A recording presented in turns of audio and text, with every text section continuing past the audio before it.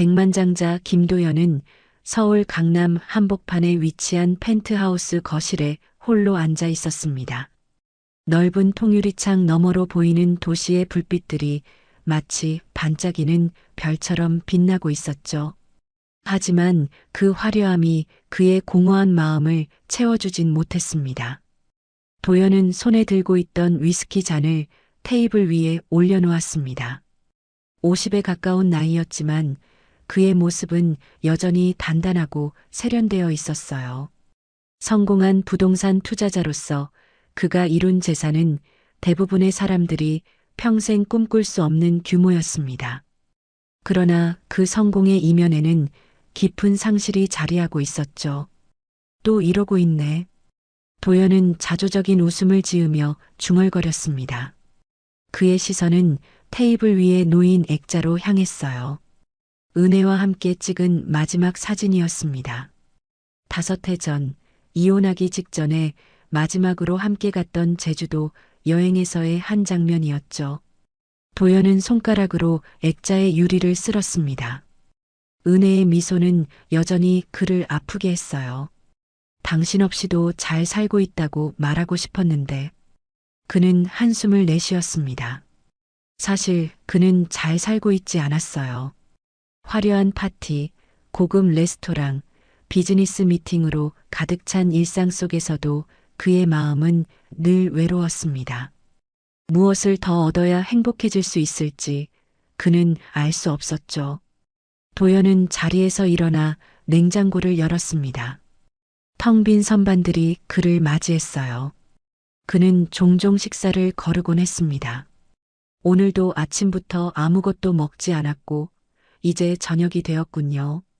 갑자기 그는 신선한 음식이 먹고 싶어졌습니다. 고급 마트에 가는 대신 문득 재래시장이 떠올랐어요. 변화가 필요할 때인가 보네. 그는 재킷을 걸치고 집을 나섰습니다. 평소라면 절대 가지 않았을 장소였지만 오늘은 다른 무언가를 찾고 있었죠. 어쩌면 과거에 단순했던 시간들이 그리웠는지도 모릅니다. 서울의 저녁 공기는 차갑고 상쾌했어요. 도연은 오랜만에 대중교통을 이용해 시장으로 향했습니다.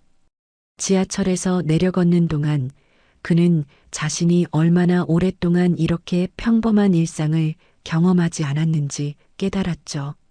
항상 고급 세단을 타고 운전기사와 함께 다녔으니까요. 시장에 도착했을 때 그곳은 활기로 가득 차 있었습니다. 다양한 음식 냄새, 상인들의 활기찬 목소리, 그리고 저녁장을 보는 사람들로 북적였어요. 도연은 천천히 시장을 둘러보며 오랜만에 생기를 느꼈습니다.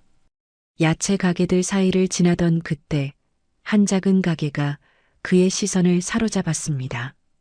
가게는 작았지만 깔끔하게 정돈되어 있었고 신선해 보이는 야채들이 가지런히 진열되어 있었죠. 그리고 그곳에는 한 소녀가 있었습니다. 소녀는 19살 정도로 보였고 밝은 미소로 손님을 맞이하고 있었어요. 도연은 걸음을 멈추고 그 모습을 바라보았습니다. 그리고 그 순간 숨이 멎는 듯한 충격을 받았습니다.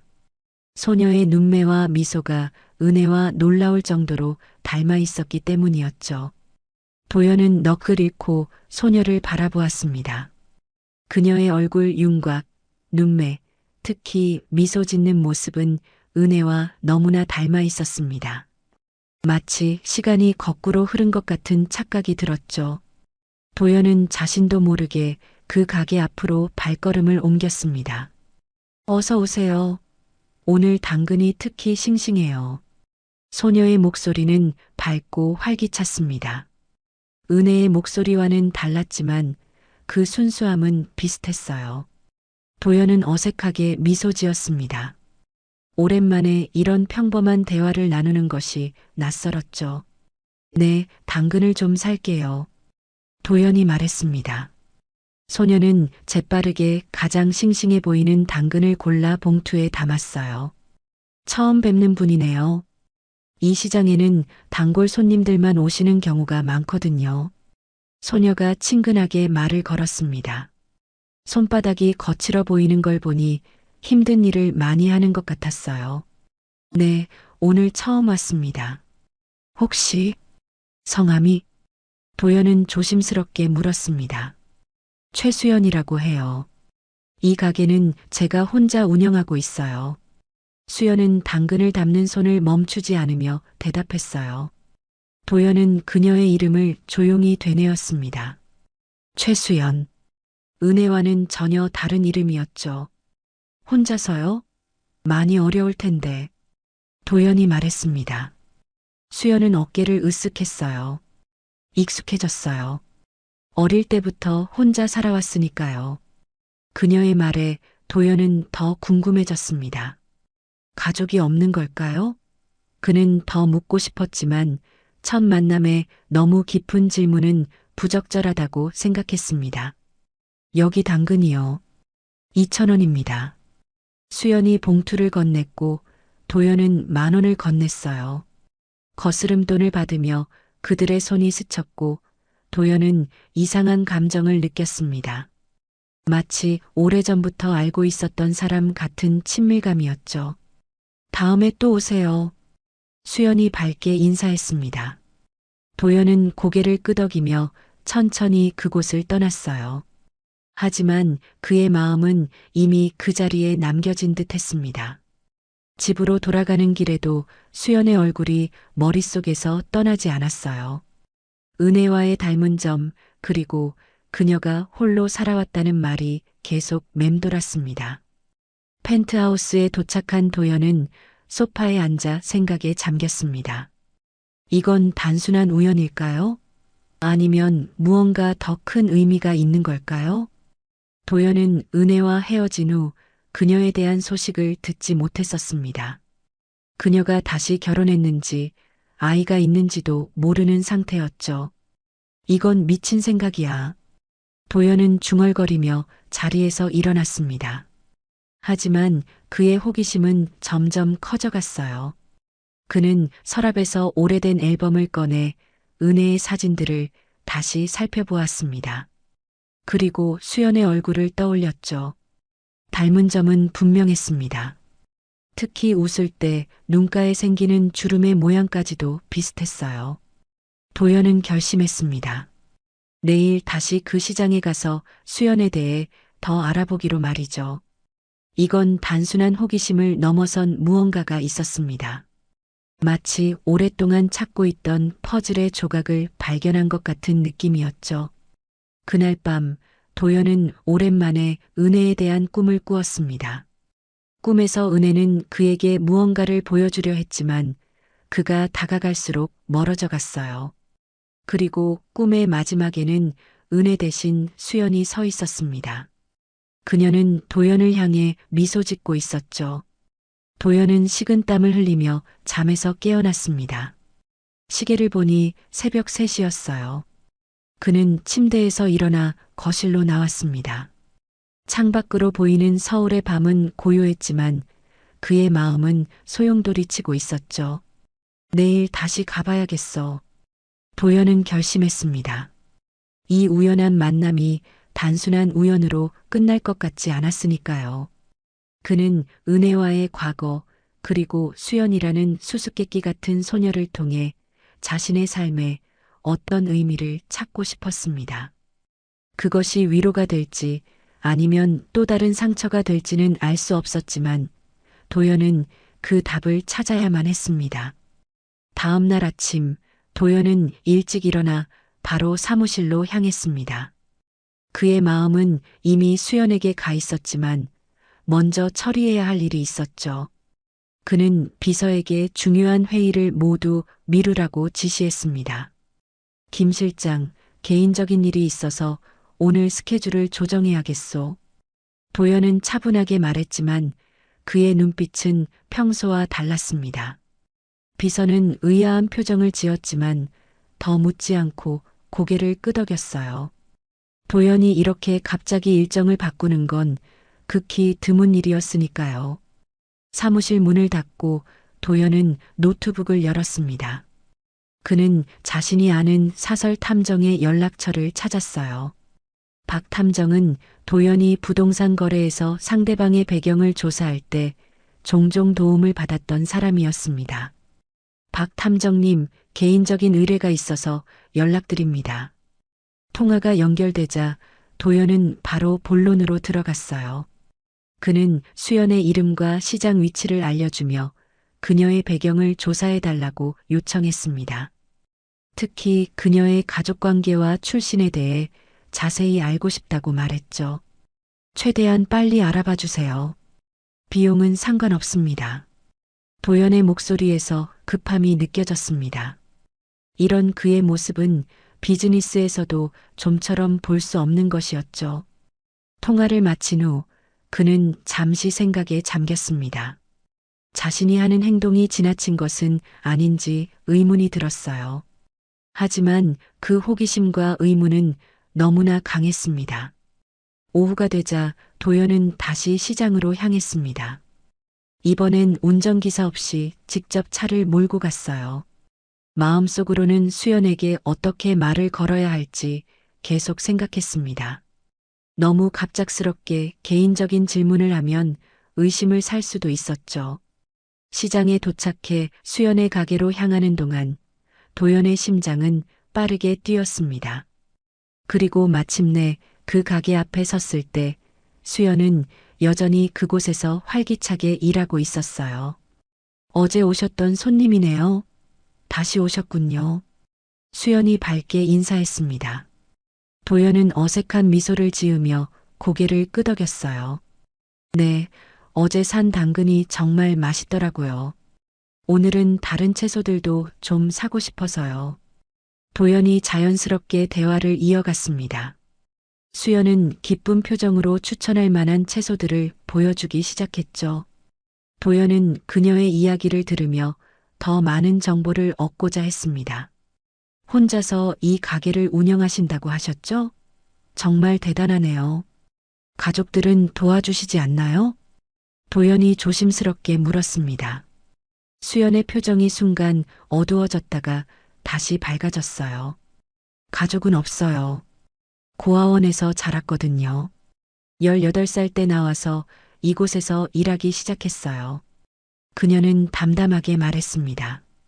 그 말을 들은 도연의 가슴이 쿵 내려앉았어요. 고아원이라니. 그가 의심했던 대로 수연은 가족 배경이 불분명했습니다. 혼자 지내시는 건 많이 힘들겠네요. 도연이 진심 어린 목소리로 말했습니다. 수연은 미소 지었어요. 익숙해졌어요. 그리고 언젠가는 제 가게를 크게 키워서 더 나은 삶을 살고 싶어요. 그녀의 눈에는 꿈과 희망이 담겨 있었습니다. 도연은 그런 그녀의 모습에 은혜를 더욱 떠올렸어요. 은혜도 항상 꿈을 향해 열정적이었으니까요. 대화를 나누는 동안 도연은 자신의 직업이나 배경에 대해서는 자세히 말하지 않았습니다. 그저 인근에 사는 평범한 사람인 것처럼 행동했어요. 그는 수연이 자신의 부에 현혹되거나 경계하는 것을 원치 않았습니다. 채소를 사고 헤어질 때 도연은 내일도 올 것처럼 말했습니다. 수연은 기쁜 듯이 고개를 끄덕였어요. 그녀에게는 단골 손님이 하나 더 생긴 것이었고 도연에게는 수연에 대해 더 알아갈 기회가 생긴 것이었죠. 차로 돌아오는 길에 도연의 전화가 울렸습니다. 박 탐정이었어요. 김 사장님, 예비조사 결과를 알려드립니다. 최수연 씨는 맞습니다. 18회 전 서울의 한 고아원에 버려졌다고 합니다. 부모에 대한 기록은 거의 없지만 흥미로운 점이 하나 있습니다. 도연은 숨을 죽이며 들었습니다. 고아원 기록에 은혜 씨의 사촌이 방문한 기록이 있습니다. 아이를 데려다 준 사람이 아닌 나중에 방문한 기록이에요. 계속 조사해 볼까요? 도연의 손이 핸들을 꽉 쥐었습니다. 은혜의 사촌이라니. 이건 단순한 우연이 아니었습니다. 무언가 수수께끼가 풀리기 시작하는 느낌이었죠. 네, 계속 조사해 주세요. 은혜의 사촌과 연락할 방법도 알아봐 주십시오. 도연의 목소리는 떨리고 있었어요. 그는 이제 자신과 수연 그리고 은혜 사이에 무언가 깊은 연결고리가 있다고 확신했습니다. 그리고 그 진실이 무엇이든 그는 반드시 밝혀내고 말 것이었죠. 다음 며칠 동안 도연은 거의 매일 시장에 들렀습니다. 그는 채소를 사는 척하며 수연과 자연스럽게 대화를 나누었죠. 처음에는 사소한 대화로 시작했지만 점차 서로에 대해 더 많이 알아가기 시작했습니다.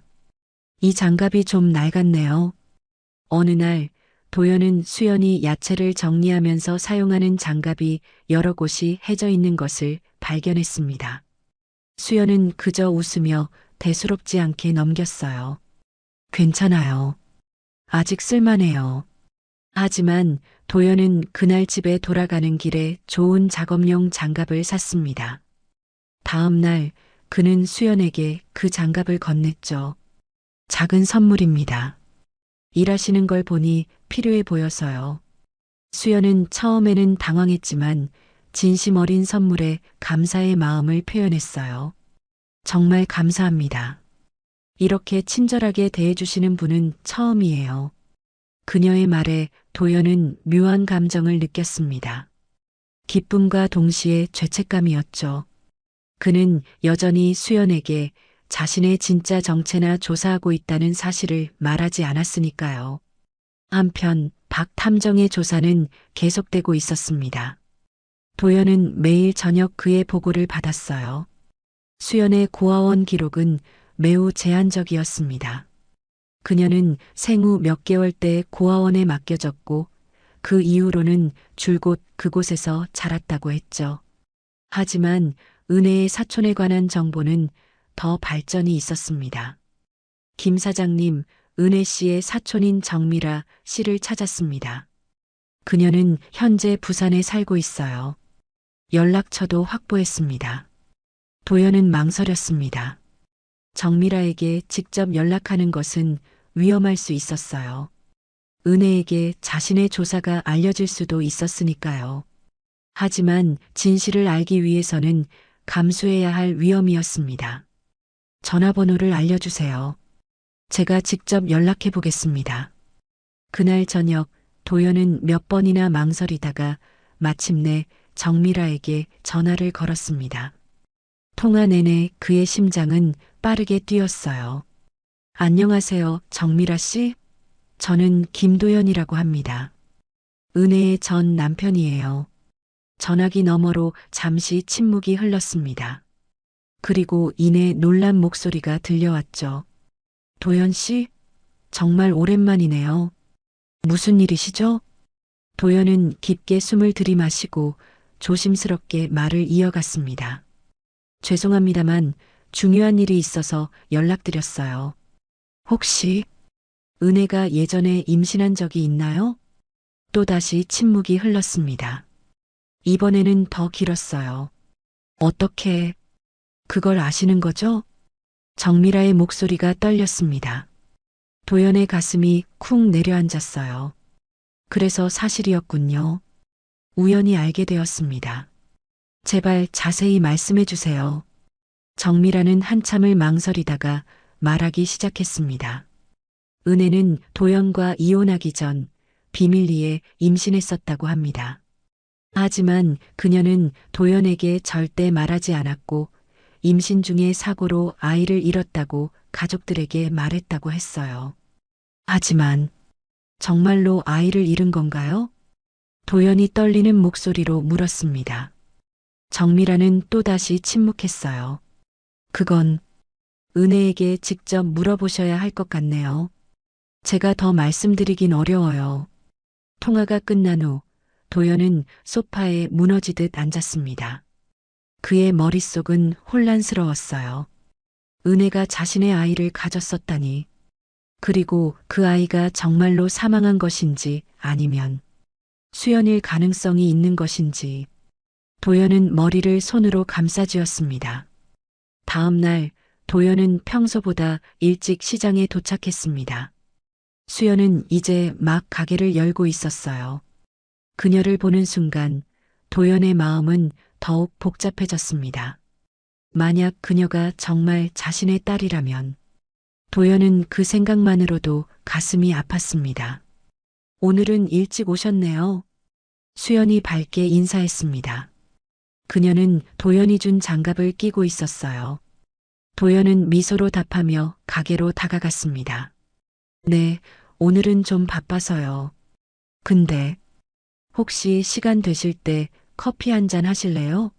항상 이렇게 채소만 사고 가는 것도 미안해서요. 도연의 갑작스러운 제안에 수연은 조금 놀란 듯 했지만 곧 미소를 지었습니다.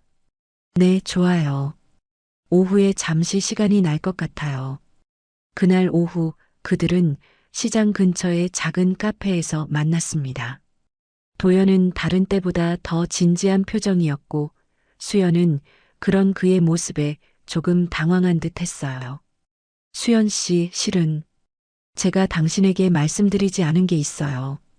도연이 입을 열었습니다. 그의 마음은 갈등하고 있었어요. 진실을 말해야 할까요? 아니면 더 조사한 후에 말해야 할까요? 수연은 기다리는 눈빛으로 그를 바라보았습니다. 수연 씨, 실은 저는 평범한 회사원이 아니에요. 제 이름은 김도연이고 부동산 투자회사를 운영하고 있습니다. 도연이 조심스럽게 말했습니다. 수연의 눈이 커졌어요. 그녀는 분명 도연의 이름이나 회사를 들어본 적이 있는 듯 했습니다. 그 유명한 킴스 그룹의 김도연 사장님이세요? 수연이 놀란 목소리로 물었습니다. 도연은 고개를 끄덕였죠. 네, 맞습니다. 그동안 말씀드리지 않아 죄송합니다. 수연은 혼란스러운 표정을 지었어요. 그녀는 자리에서 일어날 듯 몸을 움직였습니다. 왜 그런 사실을 숨기셨어요? 그리고 왜 저 같은 사람에게 관심을 가지시는 거죠? 무슨 목적이 있으신 거예요? 도연은 수연의 경계하는 모습에 가슴이 아팠습니다.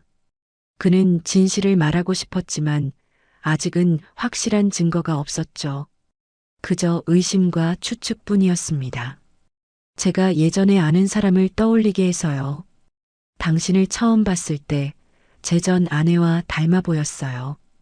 도연의 말에 수연의 표정이 더욱 굳어졌습니다. 그녀는 이제 완전히 경계하는 눈빛이었어요. 그래서 저한테 관심을 보이신 거예요? 누군가를 닮았다는 이유만으로요? 도연은 자신의 말이 얼마나 이상하게 들리는지 깨달았습니다. 그는 왜 이렇게 서둘러 진실에 접근하려 했을까요? 조금 더 신중했어야 했습니다. 아니, 그것뿐만이 아니에요. 수연 씨는 정말 특별한 사람이라고 생각해요. 열심히 사는 모습이 존경스럽고, 하지만 수연은 이미 마음을 닫은 것 같았습니다. 그녀는 자리에서 일어났어요. 죄송하지만 저는 이만 가봐야 할 것 같아요. 가게를 너무 오래 비웠어요. 도연은 그녀를 말리고 싶었지만 그럴 권리가 없다고 느꼈습니다. 그는 고개를 끄덕이며 수연을 보냈어요. 카페에 혼자 남은 도연은 자신의 성급함을 후회했습니다. 왜 이렇게 서둘렀을까요? 그는 여전히 확실한 증거도 없이 수연에게 접근했던 것이죠. 그날 저녁 도연은 집으로 돌아와 박 탐정에게 전화했습니다. 은혜의 현재 연락처를 알아내야 했어요. 이제는 그녀와 직접 대면하는 것만이 진실을 밝힐 수 있는 유일한 방법이었습니다. 은혜 씨의 현재 주소와 연락처를 알아봐 주세요. 최우선으로요.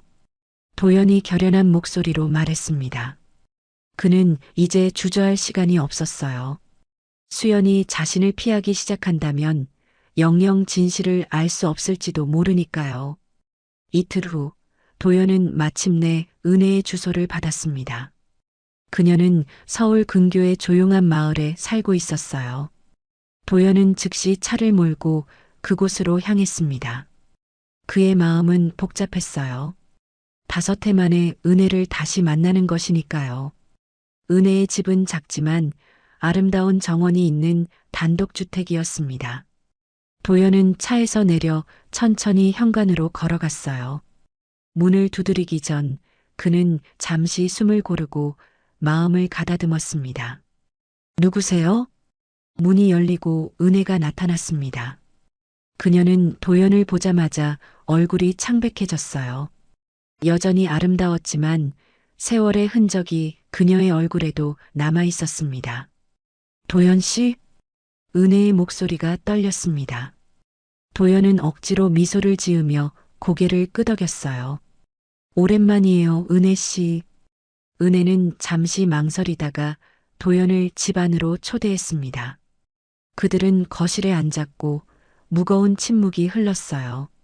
무슨 일로 오셨나요? 은혜가 마침내 입을 열었습니다.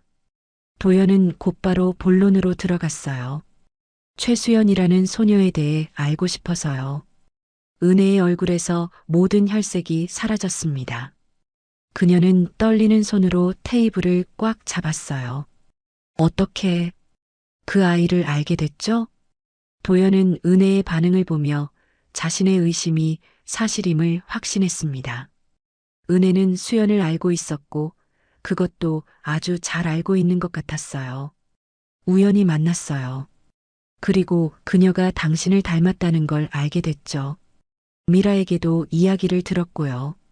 당신이 임신했었다는 사실을. 은혜의 눈에 눈물이 고였습니다. 그녀는 몇 번이나 입을 열려다 다시 닫았어요. 마침내 그녀는 깊은 한숨을 내쉬었습니다. 알았어요. 이제 모든 걸 말할게요.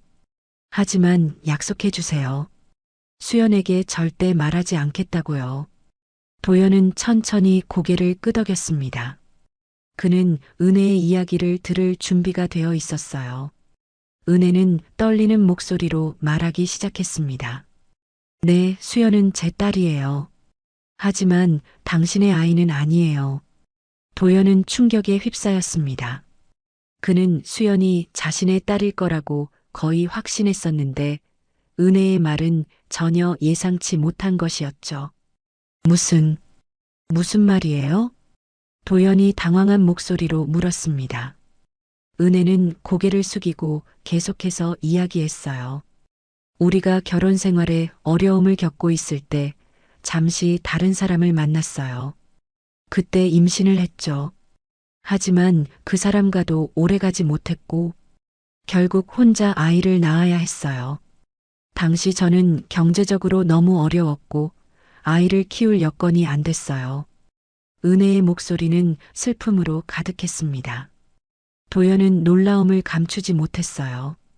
은혜가 바람을 피웠다는 사실도 충격이었지만 더 큰 충격은 그녀가 그 아이를 포기했다는 것이었습니다. 그래서 수연을 고아원에 맡긴 거예요? 도연이 조심스럽게 물었습니다. 은혜는 눈물을 훔치며 고개를 끄덕였어요. 네, 너무 어리석었어요. 하지만 당시에는 그게 최선이라고 생각했어요. 수연을 지켜볼 수는 있었지만 엄마로서 그녀의 삶에 참여할 용기는 없었죠. 그래서 사촌 언니에게 부탁해서 가끔 고아원에 방문하게 했어요. 도연은 모든 것이 이해되기 시작했습니다. 수연이 은혜를 닮은 이유, 그리고 은혜의 사촌이 고아원을 방문한 이유까지. 하지만 한 가지 의문이 남았어요. 그럼 수연은 자신의 친부모가 누군지 모르는 건가요? 도연이 물었습니다. 은혜는 고개를 끄덕였어요. 네, 모르고 있어요. 그리고 앞으로도 알 필요 없어요. 제발 그 아이에게 말하지 마세요. 지금 그녀의 삶을 뒤흔들지 마세요. 은혜의 간절한 부탁에 도연은 무거운 침묵에 빠졌습니다. 그는 수연에게 진실을 말할 권리가 있을까요? 아니면 은혜의 부탁대로 비밀을 지켜야 할까요? 도연 씨, 부탁이에요. 수연을 그냥 내버려 두세요. 그 아이는 이미 충분히 힘든 삶을 살았어요. 더 이상 혼란스럽게 하지 마세요. 은혜의 눈물 어린 호소에 도연은 마음이 무거워졌습니다. 그는 천천히 자리에서 일어났어요. 알겠어요. 수연에게 진실을 말하지는 않겠습니다. 하지만 도연은 잠시 말을 멈추었습니다. 그의 마음에는 이미 다른 결심이 서고 있었어요. 하지만 그 아이를 도울 건데 그건 막지 마세요. 은혜는 놀란 눈으로 도연을 바라보았습니다. 그녀는 무언가 말하려다 그만두었어요. 대신 천천히 고개를 끄덕였습니다. 감사합니다. 그리고 죄송합니다. 모든 일에 대해서요. 도연은 마지막으로 은혜를 바라보고는 집을 나섰습니다. 차 안에서 그는 오랫동안 생각에 잠겼어요. 수연은 자신의 딸이 아니었습니다. 그런데도 그녀를 돕고 싶은 마음이 강했죠. 어쩌면 이것이 도연이 진정으로 필요로 했던 것인지도 모릅니다. 누군가를 위해 무언가를 할 수 있는 기회, 자신의 삶에 의미를 찾을 수 있는 기회였을 수도 있었습니다. 도연은 결심했습니다. 수연에게 진실을 말하지는 않을 것입니다. 하지만 그녀의 삶이 더 나아질 수 있도록 도울 것이었어요. 그녀가 꿈꾸는 가게를 열 수 있도록, 그리고 더 이상 혼자가 아니라는 것을 느낄 수 있도록 말입니다. 다음 날 도연은 망설임 끝에 다시 시장으로 향했습니다. 그는 수연과의 관계를 어떻게 이어가야 할지 고민했어요. 진실을 말하지 않기로 약속했지만 그렇다고 그녀를 그냥 외면할 수는 없었습니다. 시장에 도착했을 때 도연은 수연의 가게가 문을 닫고 있는 것을 발견했어요. 이상하다고 생각하며 주변 상인에게 물어보니 수연이 오늘은 몸이 좋지 않아 쉰다고 했다고 합니다. 도연은 걱정이 되었지만 그녀의 집을 찾아가는 것은 부적절하다고 판단했죠. 대신 그는 자신의 사무실로 돌아와 수연을 도울 방법을 고민했습니다. 단순히 돈을 주는 것보다는 그녀가 자립할 수 있도록 도와주고 싶었어요. 수연이 언젠가 말했던 꿈, 자신만의 가게를 갖고 싶다는 그 꿈을 이루도록 말입니다. 이틀 후 수연의 가게는 다시 문을 열었습니다. 도연이 다가가자 수연은 어색한 미소를 지었어요. 그녀는 여전히 도연을 경계하고 있는 듯 했습니다. 안녕하세요. 몸이 좀 안 좋으셨다고 들었는데 괜찮으세요? 도연이 조심스럽게 물었습니다. 수연은 고개를 끄덕였어요. 네, 괜찮아요. 그날은 죄송했어요. 갑자기 일어나서 도연은 손을 저으며 미소 지었습니다. 아니에요. 제가 너무 갑작스럽게 개인적인 이야기를 꺼냈으니까요. 이해합니다. 그들 사이에 잠시 어색한 침묵이 흘렀습니다. 도연은 이 관계를 어떻게 회복해야 할지 고민했어요. 갑자기 그의 머릿속에 아이디어가 떠올랐습니다. 수연 씨, 실은 제안이 있어서요. 제가 최근에 투자할 만한 소규모 사업체를 찾고 있었어요. 그리고 수연 씨의 가게를 보면서 생각했는데 이런 정직하고 성실한 사업은 성장 가능성이 크다고 봅니다. 수연의 눈이 커졌습니다. 그녀는 도연의 말을 믿기 어려운 듯 했어요. 무슨 말씀이시죠? 도연은 진지한 표정으로 계속했습니다. 제가 수연 씨의 사업에 투자하고 싶어요. 물론 경영은 계속 수연 씨가 맡으시고요. 좀 더 큰 공간으로 확장하고 다양한 유기농 제품을 판매하는 가게로 키울 수 있을 거예요. 수연은 당혹스러운 표정을 지었습니다. 그녀는 이런 제안을 예상하지 못했던 것 같았어요. 왜 저한테 이런 제안을 하시는 거죠? 분명 더 좋은 투자처가 많을 텐데. 도연은 잠시 생각했습니다. 그는 진실을 말할 수 없었지만 최대한 진심을 담아 대답하고 싶었어요. 저도 예전에는 아무것도 없이 시작했어요. 그때 누군가 저를 믿고 도와줬더라면 얼마나 좋았을까 생각했습니다. 수연 씨의 성실함과 열정을 보면서 그런 기회를 드리고 싶었어요. 수연의 눈에 눈물이 고였습니다. 그녀는 그 제안이 얼마나 큰 의미인지 알고 있었어요. 하지만 저는 그런 큰 사업을 해본 적이 없어요. 실패하면 어쩌죠? 도연은 따뜻하게 미소 지었습니다. 걱정 마세요. 제가 경영 컨설팅도 도와드릴게요. 천천히 한 걸음씩 나아가면 됩니다. 수연은 여전히 망설이는 듯 했지만 그녀의 눈에는 희망의 빛이 어렸어요. 도연은 그녀에게 생각할 시간을 주기로 했습니다. 서두르지 않아도 돼요. 천천히 생각해 보세요. 이건 단순한 자선이 아니라 사업적 파트너십이니까요. 그날 이후로 수연은 도연의 제안에 대해 진지하게 고민하기 시작했습니다. 그녀는 도연에게 여러 질문을 했고 도연은 인내심을 갖고 모든 질문에 답했어요. 그는 또한 그녀에게 사업계획서 작성법을 가르쳐 주었고 함께 시장 조사도 했습니다. 일주일 후 수연은 마침내 결심을 내렸습니다. 그녀는 도연의 제안을 받아들이기로 했어요. 그들은 계약서를 작성했고 도연은 수연이 불공정한 계약을 맺지 않도록 모든 조항을 상세히 설명해 주었습니다. 수연은 처음으로 자신의 미래에 대한 희망을 품게 되었어요. 정말 감사합니다, 도연 씨. 제 인생에서 이런 기회가 올 거라고는 상상도 못했어요. 수연이 눈물을 글썽이며 말했습니다. 도연은 그녀의 감사함에 가슴이 따뜻해졌어요. 그는 수연이 은혜의 딸이라는 사실을 알고 나서도 여전히 그녀를 돕고 싶다는 마음이 변하지 않았습니다. 오히려 더 강해졌을지도 모릅니다. 저도 감사해요, 수연 씨. 당신 같은 젊은이의 꿈을 응원할 수 있어서 기쁩니다. 도연은 진심으로 말했습니다. 그는 수연을 통해 자신의 삶에 새로운 의미를 찾기 시작했어요. 성공과 부가 아닌 누군가를 돕고 그 성장을 지켜보는 기쁨이었죠. 한편으로는 은혜에 대한 미련도 점차 사라지고 있었습니다. 그녀와의 만남을 통해 도연은 과거를 정리할 수 있었어요. 은혜는 더 이상 그의 마음을 아프게 하는 존재가 아니었습니다. 이제 그녀는 그저 그의 인생에서 중요했던 한 사람일 뿐이었죠. 도연은 자신이 무엇을 찾고 있었는지 이제야 알게 되었습니다. 그것은 가족도 사랑도 아닌 단순히 삶의 의미였어요. 그리고 그는 수연을 도움으로써 그 의미를 찾아가고 있었습니다. 며칠이 지나고 도연과 수연의 새로운 사업 준비는 순조롭게 진행되고 있었습니다. 도연은 시장 근처에 좋은 상가를 찾았고 계약을 마무리하는 단계였어요.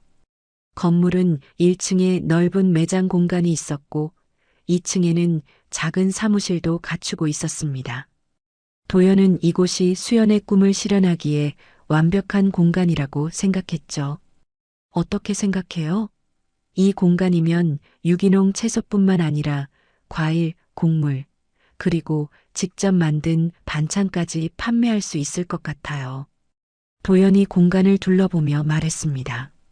수연은 믿을 수 없다는 듯이 빈 매장을 천천히 걸어 다녔어요. 그녀의 눈에는 벅찬 감정이 어려 있었습니다. 정말 제 가게가 될 거라고 생각하니 너무 기뻐요. 아직도 꿈만 같습니다. 수연이 떨리는 목소리로 말했습니다. 도연은 그녀의 기쁨을 보며 따뜻한 미소를 지었어요. 이렇게 누군가에게 진정한 도움을 주는 것이 얼마나 보람찬 일인지 새삼 깨달았습니다. 앞으로 할 일이 많아요. 인테리어 공사, 장비 구입, 직원 채용까지. 하지만 함께 하나씩 해결해 나갈 거예요. 도연이 격려하듯 말했습니다. 그는 수연의 사업이 단순한 자선이 아닌 진정한 성공 사례가 되길 바랐어요. 그래서 모든 과정을 수연이 직접 배우고 경험할 수 있도록 도왔습니다. 그날 오후 그들은 함께 점심을 먹으며 앞으로의 계획을 세웠습니다. 수연은 처음으로 도연에게 자신의 과거에 대해 더 자세히 이야기했어요. 고아원에서의 생활은 힘들었지만 그곳에서 배운 것도 많아요. 특히 스스로 해결하는 법을 배웠죠. 18살에 나와서는 정말 힘든 시간도 있었어요. 하지만 포기하지 않고 버텼어요. 수연의 이야기를 들으며 도연은 가슴이 아팠습니다. 은혜가 수연을 떠난 것에 대해 어떻게 생각해야 할지 혼란스러웠어요. 한편으로는 이해할 수 없었지만 다른 한편으로는 그때의 상황이 얼마나 어려웠을지 상상할 수 있었습니다. 혹시 부모님에 대해 궁금하진 않으세요? 도연이 조심스럽게 물었습니다. 그는 약속을 어기고 싶지는 않았지만 수연의 생각이 궁금했어요. 수연은 잠시 생각에 잠긴 듯 했습니다. 물론 궁금하죠. 어떤 사람들이었는지, 왜 저를 포기했는지. 하지만 이제는 그런 생각들이 많이 줄었어요. 제 인생은 제가 만들어가는 거니까요. 수연의 성숙한 태도에 도연은 감동했습니다. 그녀는 어린 나이에도 불구하고 삶의 지혜를 갖고 있었어요. 도연은 은혜에게 한 약속을 지키기로 더욱 확신했습니다. 수연은 이미 자신의 길을 찾아가고 있었으니까요. 수연 씨는 정말 대단한 사람이에요. 이렇게 긍정적인 태도로 살아가는 모습이 존경스럽습니다. 도연이 진심으로 말했습니다. 수연은 쑥스러운 듯 웃었어요. 과찬이세요. 그냥 제가 할 수 있는 최선을 다하고 있을 뿐이에요. 그들의 대화는 자연스럽게 이어졌고 도연은 오랜만에 편안함을 느꼈습니다. 수연과 함께 있으면 그의 삶에 활력이 돌아오는 것 같았어요. 그것은 은혜를 닮았기 때문이 아니라 수연 자체의 밝은 에너지 때문이었습니다. 며칠 후 도연은 수연의 가게 인테리어 공사를 시작했습니다. 그는 수연의 의견을 최대한 존중하며 계획을 세웠어요. 수연은 자연스럽고 따뜻한 분위기의 가게를 원했고 도연은 최고의 인테리어 디자이너를 고용해 그녀의 비전을 실현해 주었습니다. 공사가 진행되는 동안 도연은 수연에게 사업 운영에 대한 기본적인 지식을 가르쳐 주었어요.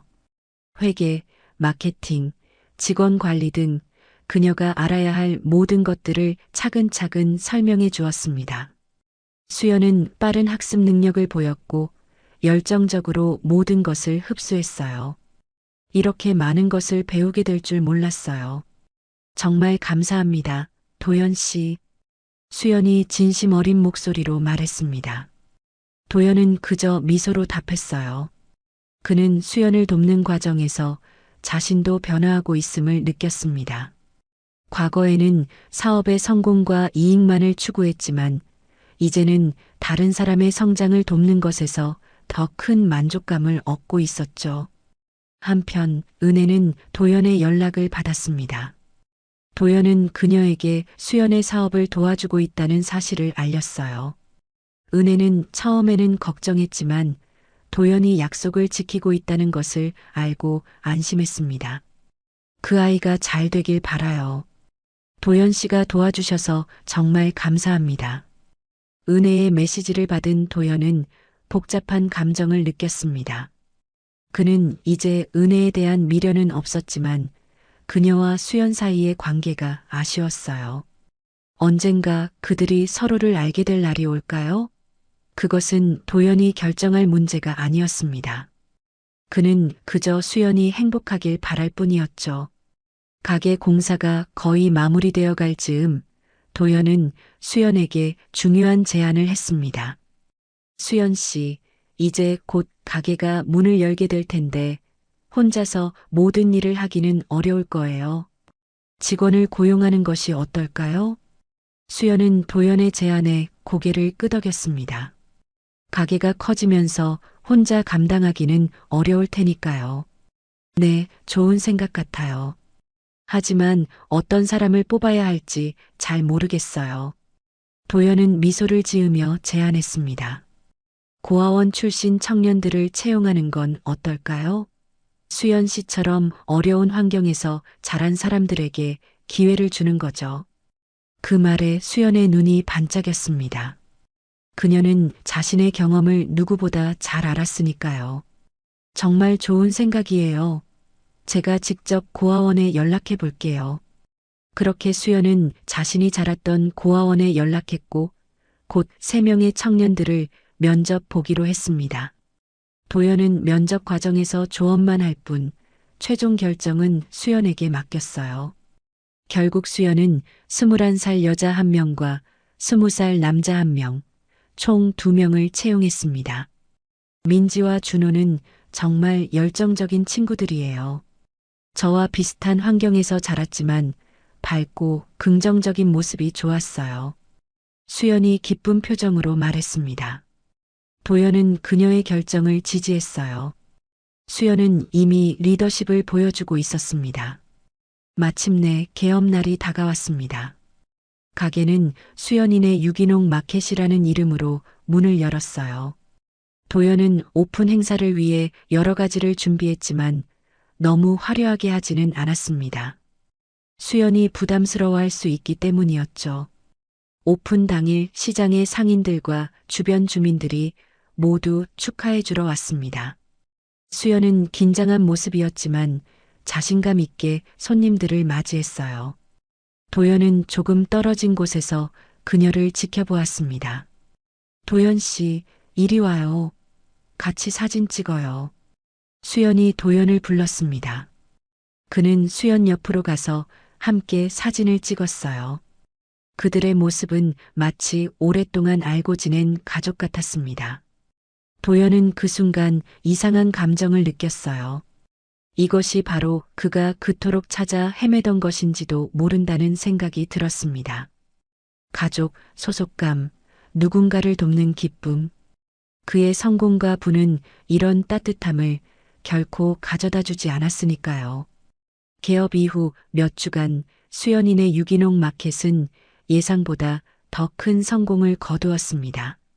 수연의 정직함과 친절함이 고객들의 마음을 사로잡았어요.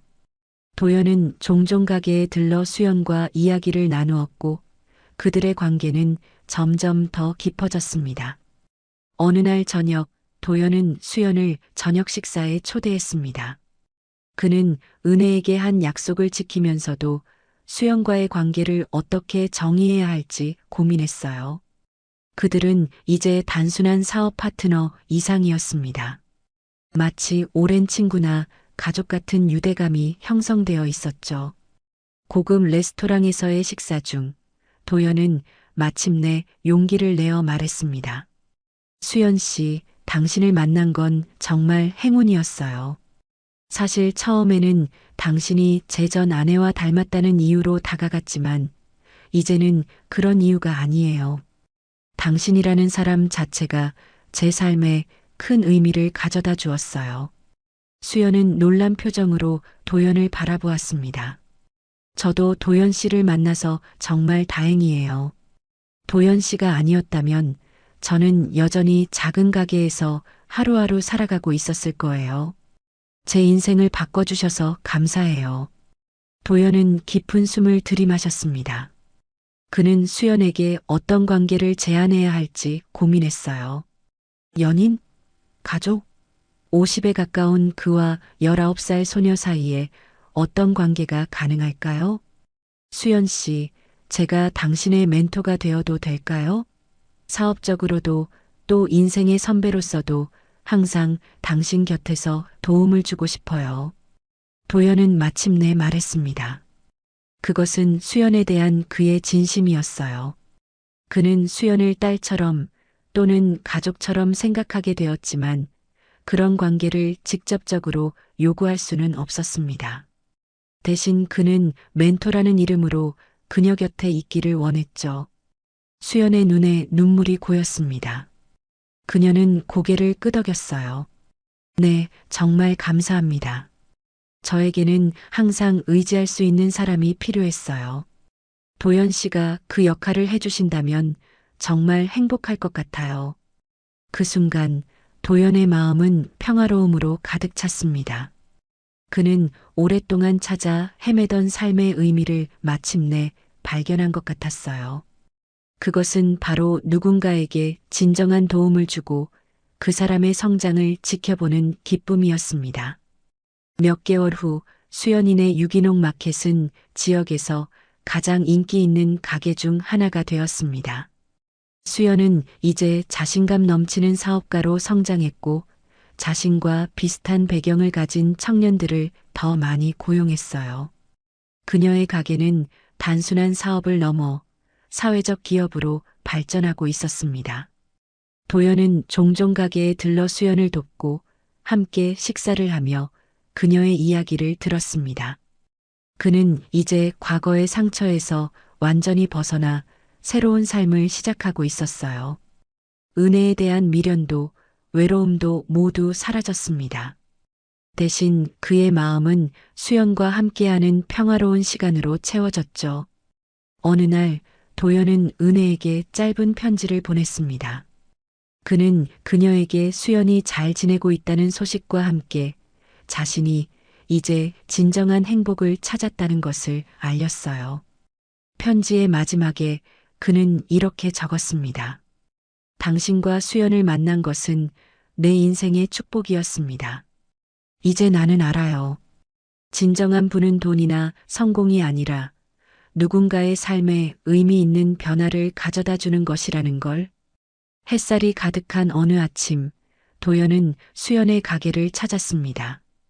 그녀는 활기차게 일하고 있었고 그 모습은 마치 밝게 빛나는 햇살 같았어요. 도연은 그런 수연을 바라보며 미소 지었습니다. 비록 그들은 혈연으로 맺어진 가족은 아니었지만 서로의 삶에 의미를 더해주는 특별한 인연이 되었습니다. 때로는 우연한 만남이 인생을 바꾸기도 합니다. 도연과 수연의 만남은 그런 운명적인 만남이었습니다. 백만장자와 야채 장사 소녀, 전혀 다른 세계에 살던 두 사람이 만나 서로의 삶을 밝혀주었죠. 그들의 이야기는 여전히 계속되고 있습니다. 새로운 꿈을 향해 함께 걸어가는 여정으로